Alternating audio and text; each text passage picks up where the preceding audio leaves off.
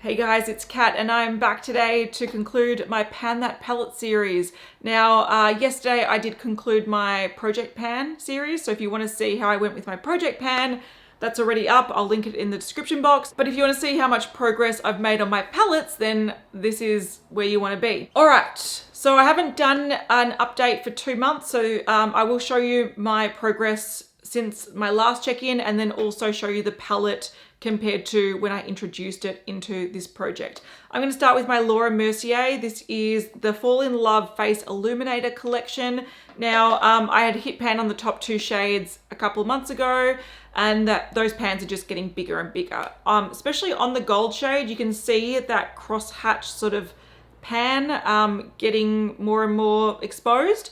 So that's really good. So I think if I focused on this for another few months, I probably could actually finish off the top 2 shades, but I've had enough of this. I'm actually going to get rid of most of these palettes. I feel like this was like the last hurrah for them, and I'm well and truly over them. But I did enjoy using these, and I think if I was dedicating like another 3 or 4 months to the top 2 shades, I probably would be able to almost finish them up. When it comes to the bottom shades, like when I went into this project, I was like, I want to hit pan on all shades. It was never going to happen. These contain 3.3 grams of product each, which is a lot of highlighter. And these, you can't really layer too much because they end up looking quite frosty. Like they're quite shiny and they're very pretty, but especially this shade down here, it looks very frosty on me.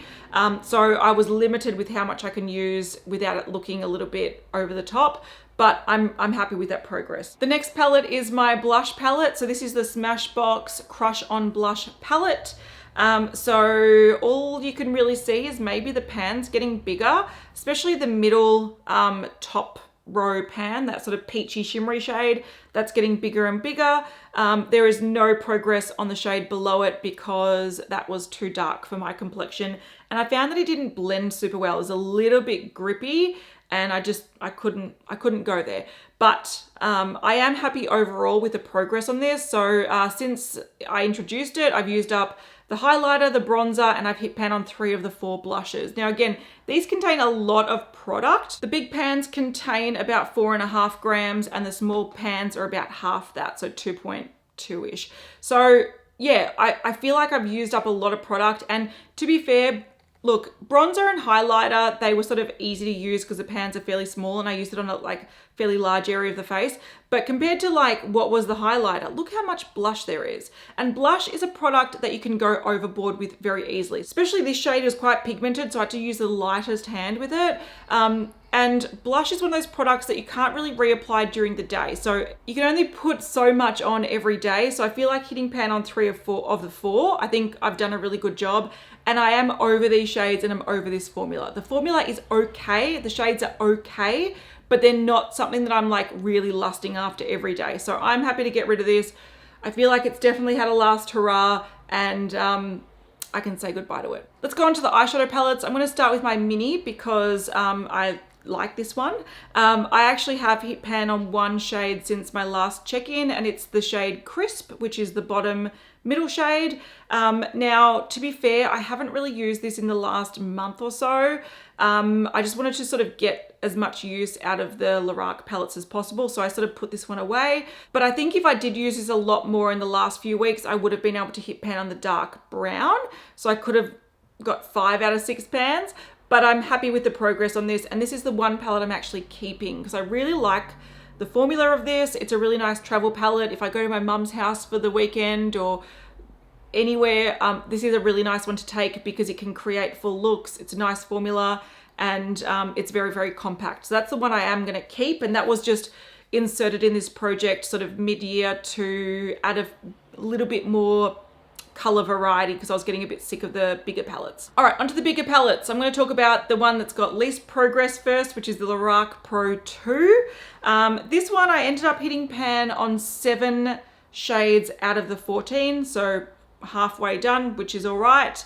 And since last check-in, I have actually hit pan on 1 extra shade. It's a shade Beige. I mainly use that as sort of like a highlighter, so I sort of mixed it sometimes with this Nectar shade, and I sort of used it as like a highlight blush layering thing just to get more use out of it. So I'd use like a smaller sort of fluffy highlighter brush and sort of mix the two. So that's how I got use of that one, because otherwise it was sort of a bit frosty for me. I've also increased the pans on light brown and rosé, so you can see that they have hit the side of the pan. So the pan was just getting bigger and bigger. And that's about it. I did hit a wall with this palette because pretty much all the other shades are either very, very dark or very cool toned, and that's not what I like to reach for on a daily basis. But I think I've done a fairly good job. And again, I'm satisfied with the usage. I'm happy to say goodbye to this one. But the one that I am most proud of is my Lorac 1. So I have actually hit one pan since last check-in, and it is this guy here. Can you see that tiny speck of a pan? Let's show photos on the screen, so hopefully you can see it. All right, editing notes. I totally forgot that I hit pan on garnet, and I hit pan, good pan. Look at it. Look at that little pan there. Much better than the black. So I hit pan on 2 pans since the last check-in, and also it means that I've hit pan on all the shades that I marked with nail polish, little dots. They were the ones that I was sort of trying to pan. So I've done it. I've succeeded. I also keep referring to these palettes as 14 pan palettes because I keep thinking of Anastasia Beverly Hills. They're 16 pan. So I hit pan on 13 out of 16 pans, which is fantastic. So to be fair, that had a little chip taken out of it, and I was just sort of going in with a liner brush and sometimes using this either to set my liner or as a liner in itself. So I really thought, look, I'm going to challenge myself over the next month and try to hit pan on my black, and I did it, so I'm happy. In terms of the other pans, look, I've got 2 shades that are fully used up, so cream and light bronze, and I think there's more usage in like champagne, gold, taupe, a few other shades, but realistically I don't think I was going to get too much more pan on this besides just getting the pans a little bit bigger, because white I didn't like, nude I didn't like, and slate I didn't like. My goal for the 2 palettes this year was I wanted to hit pan on at least 1 shade a month. So 1 across the 2, so 12 shades. And I hit pan on nearly 12 shades on this palette alone. So I'm very, very happy with the progress, and compared to what it was when I introduced it, there is a lot of usage. Now, to be fair, I did use these palettes because they're easier to pan. They're a very soft formula, and these pan sizes are quite small. So yeah, I sort of was quite calculated with the palettes I picked. I knew that I could use these throughout the year and they weren't going to be too offensive. I could also pair them with different like glitters and different textured eyeshadows if I wanted to. They're a good sort of base palette, but I am happy to move on from these because I am very sick of them, but it was a nice last hurrah for them. So I'm not actually going to do a Pan That Palette series next year. I am going to incorporate a face palette into my Project Pan series because I actually find panning face palettes really enjoyable. I like having to reach for one palette for like blush, bronzer, all that kind of stuff because it's convenient. You only need one thing out. But if I like the formula and I like the shades, I can pretty much use the same face products like all day, every day kind of thing. So they're really good because I see progress and it's quite satisfying to see it all in one palette. So I will be incorporating that into my Project Pan.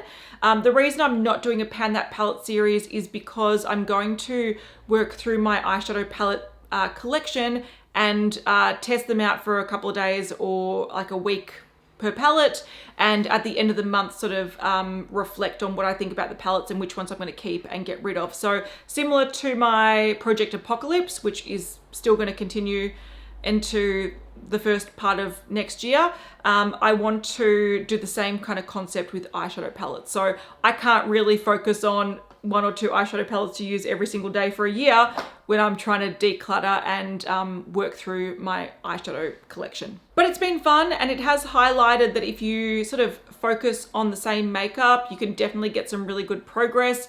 And also it's been a bit of a challenge to figure out how to use the same palettes all year, even when you start getting sick of it. So I feel like it's a good little challenge and a good way to sort of train you into just using what you have, which I like because I'm trying to minimize my collection. So it's been fun, but I probably won't do it again for a little while. But if you're panning an eyeshadow palette or a face palette, let me know how you're going in the comments. How are you finding it? Is it easier than you thought? Harder than you thought? I'd love to know, and I'll see you guys in the new year. So happy new year. Bye.